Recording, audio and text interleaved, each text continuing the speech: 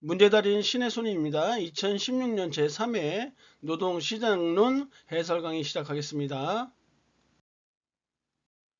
61번 다음 중 노동 수요의 탄력성 결정 요인이 아닌 것은 노동 수요의 탄력성 결정 요인 4가지. 첫 번째 생산물의 수요 탄력성, 두 번째 총 생산비에서 차지하는 노동 비용의 비중, 세 번째 노동의 대체 가능성, 네 번째 노동 이외의 생산 요소의 공급 탄력성, 이렇게 4개 했었죠. 그래서 노동자에 의해 생산된 상품의 수요 탄력성, 생산물의 수요 탄력성이 똑같은 거니까 상품의 수요 탄력성이 커지면 노동 수요의 탄력성도 커진다. 두 번째, 총 생산비에서 차지하는 노동 비용의 비율이 클수록 노동 수요의 탄력성도 커진다. 노동의 다른 생산 요소의 대체 가능성이 클수록 노동 수요의 탄력성도 커진다. 이렇게 했었고, 네 번째가 노동 이외의 생산 요소, 즉 자본 같은 거요. 노동 이외의 생산 요소의 공급 탄력성이라고 했었죠. 공급 탄력성이 클수록 노동 수요의 탄력성도 커진다. 이렇게 얘기한 바 있어요. 주관식도 여러 차례 나왔다고 했었어요. 4번 정답이고요. 62번 임금 학설에 관한 설명으로 틀린 거. 1번 임금 생존비 설은 임금 상승이 노동 절약적 기계 도입에 따른 기술적 실업의 발생으로 산업 예비군을 증가시켜 다시 임금을 생존비 수준으로 저하시킨다는 학설이다 했는데, 기술적 실업하면 마르크스라고 했었어요. 그래서 임금 생존비설이 아니라 얘는 노동가치설이다. 이 노동가치설과 임금 생존비설은 멜서스가 주장한 건데, 임금 생존비설과 노동가치설은 어떤 임금 수준이, 근로자의 임금 수준이 생활비 수준으로 수렴한다라는 면에서는 동일해요. 하지만 거기에 마르크스는 자본주의자들의 욕심으로 인해서 신기계 도입으로 이렇게 기술적 실업이 발생하면서 근로자의, 노동자의 임금이 생존비 수준으로 저하된다라는 주장을 핀 바 있어요. 두 번째, 임금기금설은 임금의 총액이 정해져 있다고 했었죠. 그래서 이번 내용 맞는 거고, 임금교섭력설은 일정 범위 내에서 임금이 교섭력 강도에 따라 변화할 수 있다. 맞는 거고, 임금철칙설은 노동자의 임금이 생활비에 귀착되며 생활비를 중심으로 약간 변동이 있더라도 궁극적으로는 임금이 생활비에 일치된다라는 이론이다. 임금 철칙설과 그래서 임금 생존비설 같은 맥락으로 보시면 되겠어요. 63번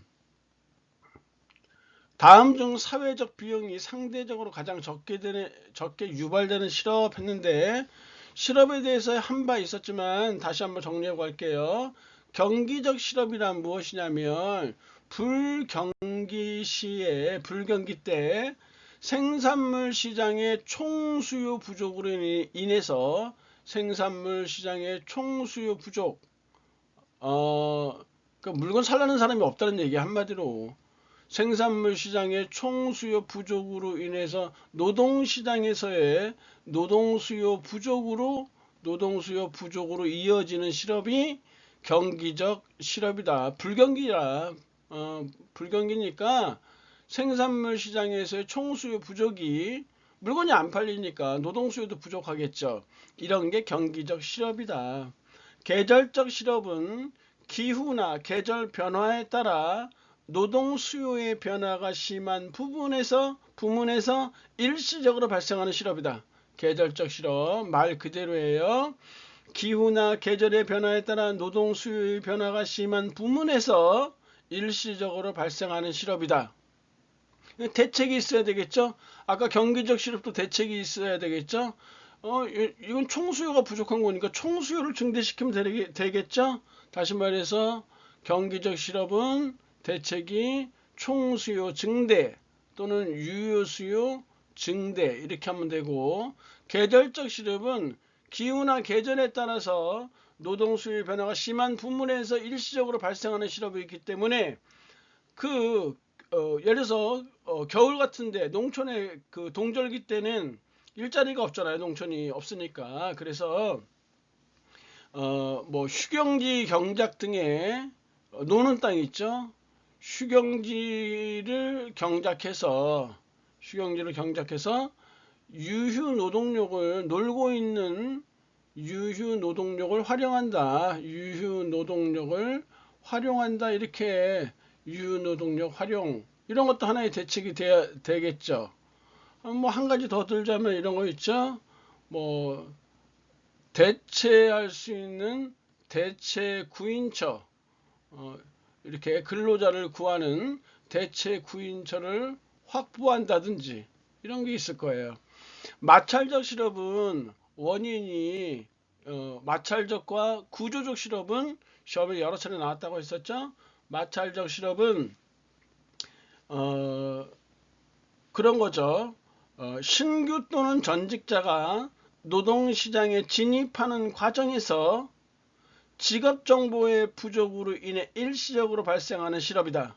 여러 차례 했었어요. 안 쓸게요.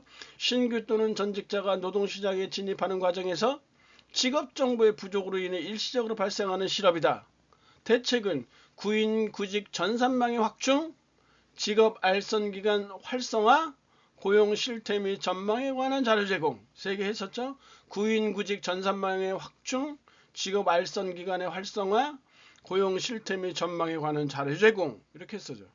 구조적 실업은 경제 구조 자체의 변화나 지역 간 노동력 수급의 불균형 현상으로 인해서 발생한다. 경제 구조 자체의 변화 또는 지역 간 노동력 수급의 불균형 현상으로 발생한다. 경제 구조 자체의 변화라는 거, 뭐 이렇게 IT 시대가 도래하면서 그 컴퓨터에 제대로 적응하지 못하는 사람들 실업자 발생하겠죠. 옛날에 사진관을 운영했던 사람들 경제 구조 자체가 변해가면서 퇴행 산업이 돼버렸잖아. 이런 사람들은 실업자로 발생한단 말이에요. 그리고 지역 간 또는 산업 간 노동력 수급의 불균형 현상으로 인해서 발생한다. 대책은요. 경제 구조 변화 예측에 따른 인력 수급 정책, 경제 구조 변화 예측에 따른 인력 수급 정책이나 또는 전직 관련한 교육 및 훈련, 전직, 직업을 옮기는 데 필요한 교육 및 훈련, 그 다음에 지역 이주금 보조, 이렇게 3개 쓰시면 주관식으로 마찰적 실업과 구조적 실업, 원인과 대책을 쓰시오라는 것도 나왔고, 마찰적 실업과 구조적 실업의 공통점 차이점 쓰는 것도 나왔었는데, 이 마찰적 실업은 자발적 실업이에요. 그래서 상대적으로 비용이 가장 적게 발생되고, 구조적 실업은 내가 원치 않는 비자발적 실업이다. 이게 차이점들이다. 그래서 3번 정답이네요. 64번. 임금 격차의 원인으로서 통계적 차별이 일어나는 거, 통계적 차별의 뜻을 알아야 되는데, 통계적 차별이라는 건 뭐냐면 개인 정보를 얻기 위해서 그 개인이 속한 집단의 정보를 이용하는 거야. 다시 말해서 뭐 A라는 사람의 저 사람이 어느 정도 유능한가 그걸 봐야 돼. 그 사람을 봐야 되는데 쟤 어디 학교 출신이래. 그걸로 따져보는 것이죠. 이게 통계적 차별이죠. 일어나는 경우가 어디 있느냐. 4번이겠죠. 사용자가 근로자의 생산성에 대해서 불완전한 정보를 갖고 있어서 평균적인 인식을 근거로 임금을 결정한다. 이게 통계적 차별이다. 용어를 잘 알아두시고요. 65번. 취업자 800명, 실업자 200명, 비경제활동 인구 1000명일 때 경제활동 참가율 항상 문제를 중심으로 보라고 했었죠. 경제활동 참가율의 공식이 뭐냐. 15세 이상 인구수, 15세 이상 인구수, 다른 말로 하면 생산 가능 인구수죠. 생산 가능 인구수예요. 이거 분해 경제활동 인구수잖아요.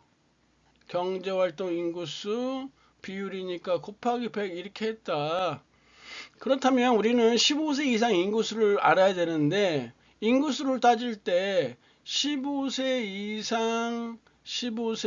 이상 인구수, 생산 가능 인구수는 경제활동 인구와 비경제활동 인구로 나눠지죠.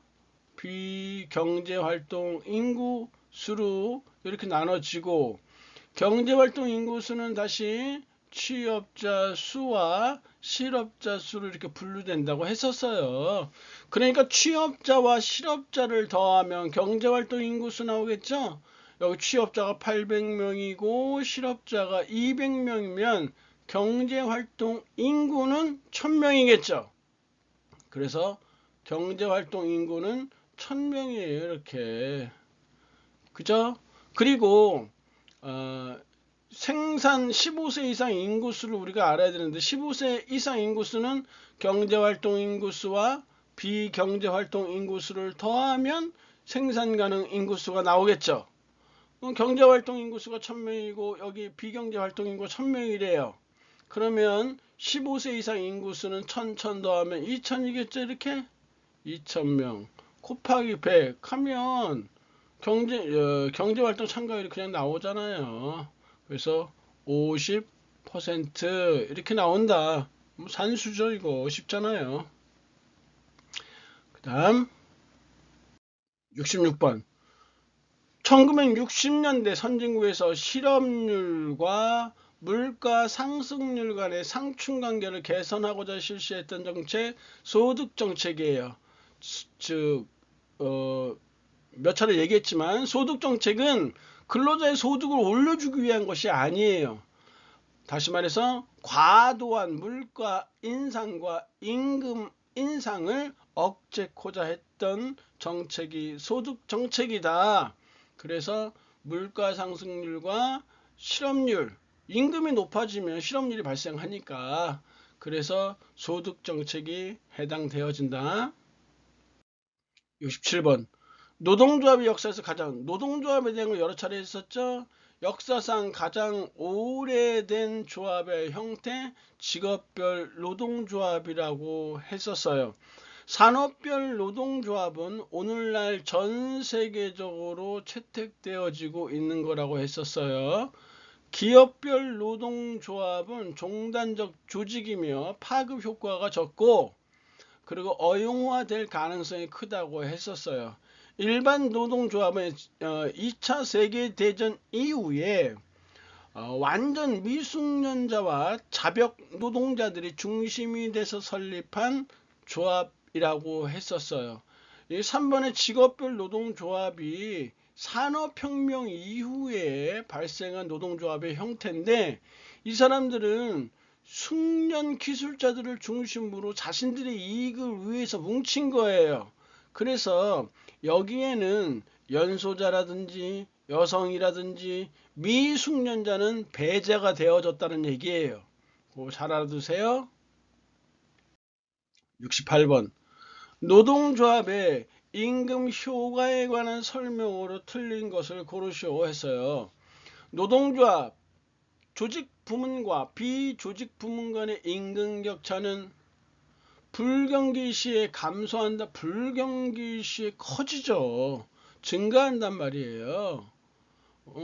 그렇죠. 불경기 시일수록 노동조합의 조직 부문은 임금이 예를 들어서 100이라고 한다면, 불경기니까 이 조직 부문에서 잘려나간 사람들이 비조직 부문으로 몰리잖아요. 몰리면 얘는 이 조직 부문은 그대로 있다 할지라도 얘 비조직 부문의 임금이 떨어지기 때문에 임금 격차가 커질 수밖에 없는 것이죠. 그래서 1번이 틀렸네요.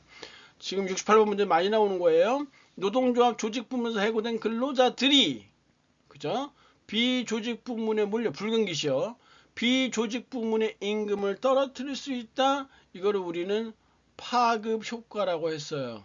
파급 효과 또는 이전 효과 또는 해고 효과라고 한 바 있었다. 이렇게. 3번 노동조합이 조직될 것을 우려하여 쫄았단 얘기죠. 비조직 부문 기업이 이전보다 임금을 더 많이 인상시킬 수 있다. 쫄았잖아요. 왜? 위협하니까. 우리 회사도 노동조합이 생기면 어떡하지? 미리 올려준다. 쫄아서 위협 효과다. 4번에 노조 조직 부문에 입사하기 위해 비조직 부문 근로자들이 사직하는 경우가 많아 비조직 부문의 임금이 상승한다. 이 얘기도 했었죠. 비조직 부문의 근로자들이 자기네는 50원밖에 못 받는데 노조에서 일하는 애들 보니까 100원을 받아. 아, 그럼 나도 이거 때려치고 좀 기다렸다가 이 노조 있는데 옮겨야 되겠다. 그러면 돈을 더 많이 받을 수 있으니까 이러한 효과를 우리는 대기 효과라고 한다. 그래서 대기 효과가 발생하면 비조직 부문의 근로자가 감소하기 때문에 임금이 상승할 수 있다는 얘기예요. 69번 분단 노동시장 가설의 출현 배경과 거리가 먼 거. 분단 노동시장 가설은 신고전학파의 경쟁시장 가설과 경쟁시장과 배치되고 있다고 보시면 돼요. 그래서 이렇게 1, 2, 3번에 대한 이런 거를 보시고 발생한 게 분단 노동시장 가설의 출현 배경이다. 그래서 4번을 일단 틀렸어요. 1, 2, 3번을 잘 기억해 두시기 바래요. 70번 구조적 실업에 대한 아까 실업했었는데 괜히 했네요. 구조적 실업에 대한 대책과 가장 거리가 먼 거. 구조적 실업에 대한 대책 아까 했었죠. 산업 4번에 산업 구조 변화 또는 경제 구조 변화에 따른 인력 수급 정책. 이주비라고 했죠. 3번에 이주금. 그 다음에 직업 전환 교육 필요하다고 했죠. 전직 시에 필요한 교육 및 훈련 했었잖아요. 경기 활성화는 얘는 총수요, 유효 수요를 증대시키는 것이니까 경기적 실업에 해당되어진다. 그래서 1번이 틀린 내용이네요. 아까 했던 거 구조적 실업에 대한 대책 3개 철저하게 외워두셔야지만 주관식 나올 때 쓸 수 있어요.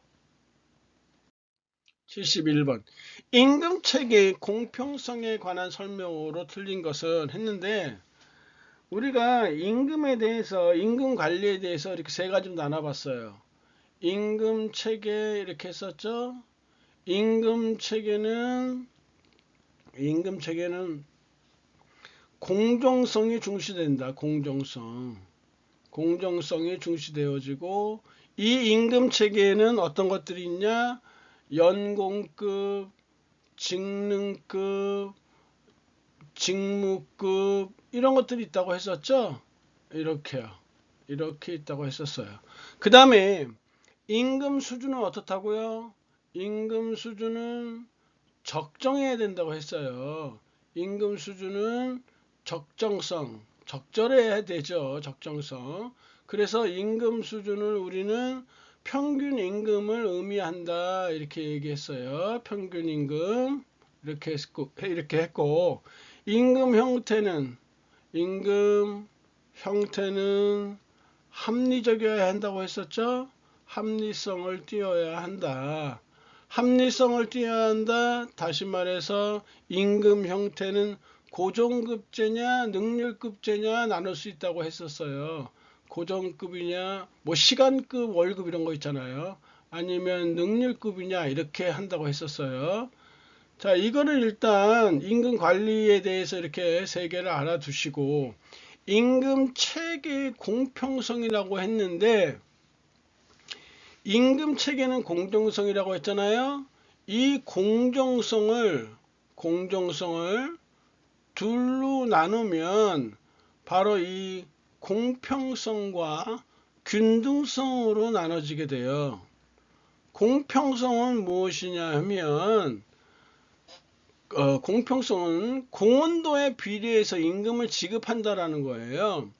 그리고 균등성이라는 건 뭐냐 하면 노력 여부 관계없이 보수가 뭐 동일 직급이나 유사 업무를 보는 사람들은 같아야 한다라는 것이죠. 그래서 공평성은 어떤 생활 보장 원칙, 이 균등성은 생활 보장 원칙을 주장하는 거야. 같은 일을 했으면 월급이 같아야 되는 거 아니냐. 그래서 균등성은 생활 보장 원칙을 중시하는 것이고, 공평성이라는 거는 공헌도를 중시하는 거예요. 노력을 더 많이 한 사람들이 더 많이 가져가야 되는 거 아닙니까? 이런 거죠. 그래서 흔히 이제 좀 고학력자들이 공평성을 많이 주장하고, 저학력자들, 이런 사람들이 균등성을 많이 강조해요. 그래서 공평성은 근로자의 공헌도에 따라 임금을 지급한다. 이런 게 바로 공평성이다. 이번에 최저생활을 보장해주는 임금 원칙, 얘가 바로 균등성이죠. 균등성. 이렇게.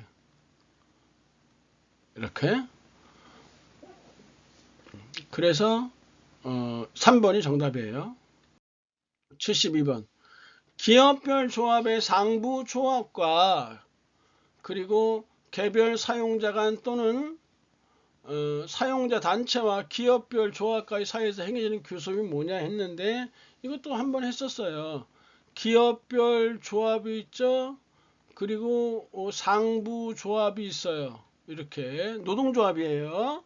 그 다음에 사용자가 있고 그리고 사용자 단체가 있죠. 이렇게 그래서 기업별 조합과 사용자 간의 교섭을 우리는 기업별 교섭이라고 해요. 기업별 교섭이다, 이렇게 얘기를 하고, 기업별 교섭이요. 그리고 상부 조합과 사용자 단체 간의 교섭을 통일 교섭이라고 했었어요. 이렇게. 그리고 기업별 조합과 사용자 단체 간의 조합, 또는 상부 조합과 사용자 간의 교섭, 이거를 우리는 보기에도 대각선을 왔다 갔다 하고 있죠. 그래서 대각선 교섭이다 라고 얘기를 했다. 그래서 2번이 정답이죠. 한번 했었고요. 쉬워요. 73번.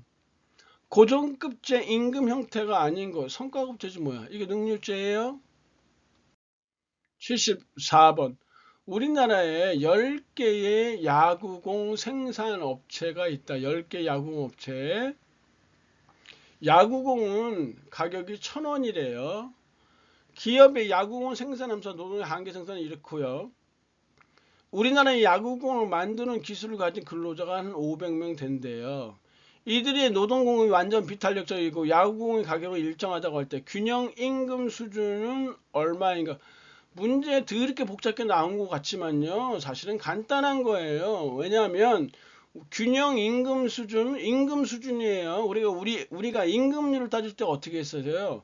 한계 생산물 가치 VMPL은 W다, 이렇게 했었잖아요. 그리고 한계 생산물 가치는 어떻게 구했나요? 가격 곱하기 한계 생산량, 이렇게 구했단 말이죠. 그러니까 임금률을 구하려고 한다면 이 공식을 갖고 구하면 되는 거예요. 가격은 얼마라고 그랬어요? 임금률 W를 구한다. 가격 1,000원이래요. 1,000원이잖아요. 1,000원. 1,000원 곱하기 MPL, 한계 생산량을 구하는데, 한계 생산량 공식이 이렇게 있잖아요. 6-6L로 이렇게 돼 있잖아요. L은 뭐예요? 근로자 수래. 이건 뭐야? 한글도 모르는 사람 있었나?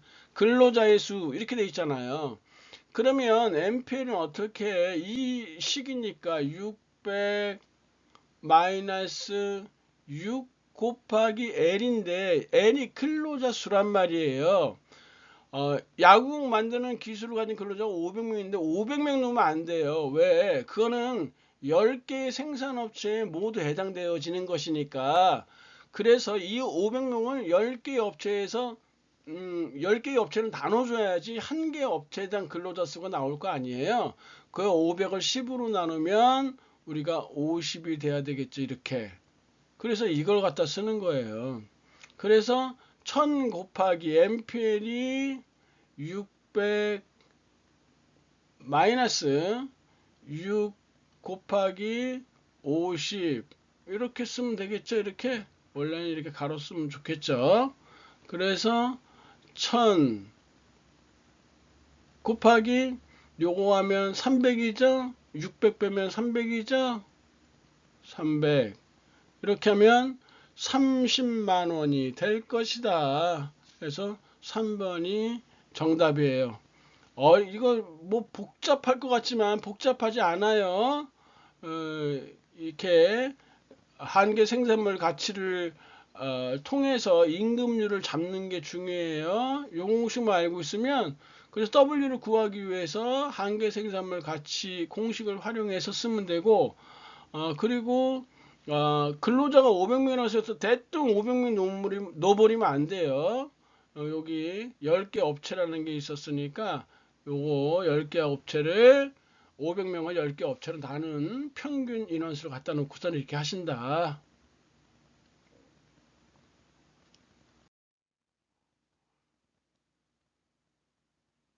(75번) 근로자의 구직 활동에 관한 설명으로 틀린 거. 탐색 기간이 길어질수록 탐색 비용 증가하죠. 구직 활동에 대해서 하고 있어요. 탐색 기간이 길어질수록 좋은 일자리를 찾게 될 확률이 높아지겠죠. 아무래도 직업 탐색 활동은 노동시장 정보의 불완전성에 그렇죠. 정보가 불완전하기 때문에 직업 탐색을 하는 것이죠. 4번에 직업에 관련된 정보를 얻는데 소요된 지출은 인적 자본 투자로 간주해요. 직업 관련 정보 이렇게 차 타고 다니고 알아보고 이런 거 면접 보고 이런 거 그때 점심도 사 먹고 그래야 될 거 아니에요. 소요된 지출은 인적 자본 투자로 간주해요. 그래서 4번이 틀렸네요. 76번 K회사는 네 번째 직원을 채용할 때 모든 근로자의 시간당 임금을 모두 8,000원에서 9,000원으로 인상할 거래요. 만약 네 번째 직원의 시간당 한개 수입이 1만 원이라면 K기업이 한개 수입이 1만 원이래요. K기업이 네 번째 직원을 새로 고용함에 따라 얻을 수 있는 시간당 이윤은 얼마냐 했는데 시간당 이윤은 한개 수입 생산에서 한개 비용을 빼주면 될 거예요. 그래서 한개 노동의 한개 비용 MC라고 해요. 노동의 한개 비용은 어떻게 구하느냐? 노동 투입량의 증가분 레이버 노동이니까 델타 L이라고 하시면 되고요.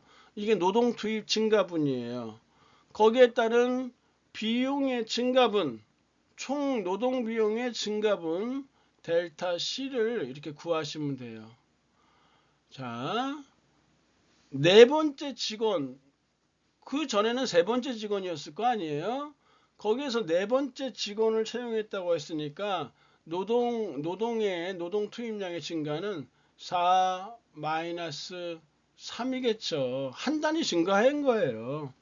그랬을 때 총 노동 비용의 증가 분이니까 4명째는 9,000원으로 인상하니까 4 곱하기 9,000원 이게 총 노동 비용이겠죠. 이렇게 마이너스해서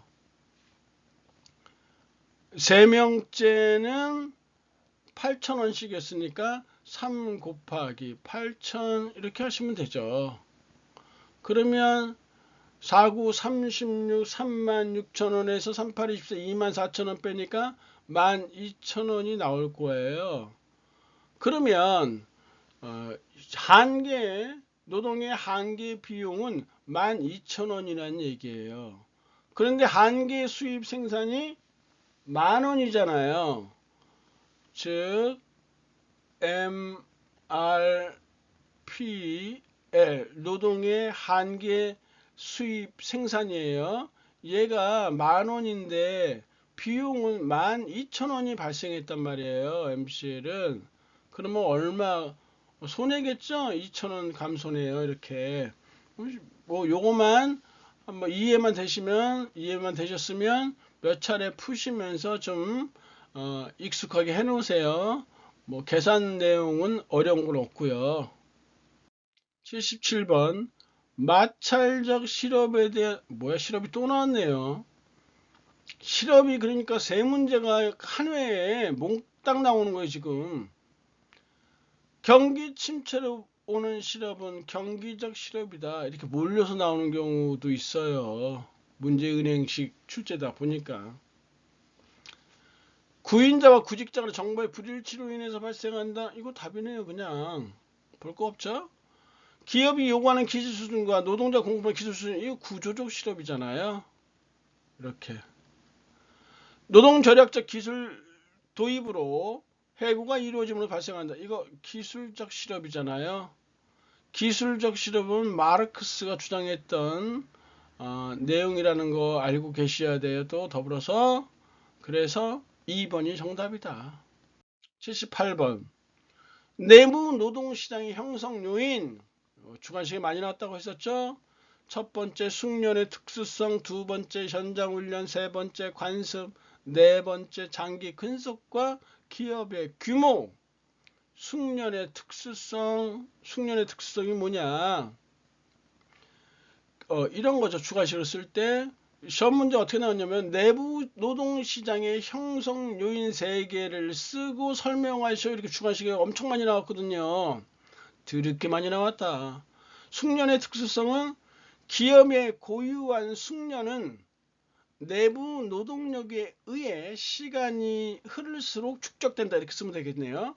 기업의 고유한 숙련은 말 그대로 쓰시면 돼요. 내부 노동력에 의해 시간이 흐를수록 축적된다.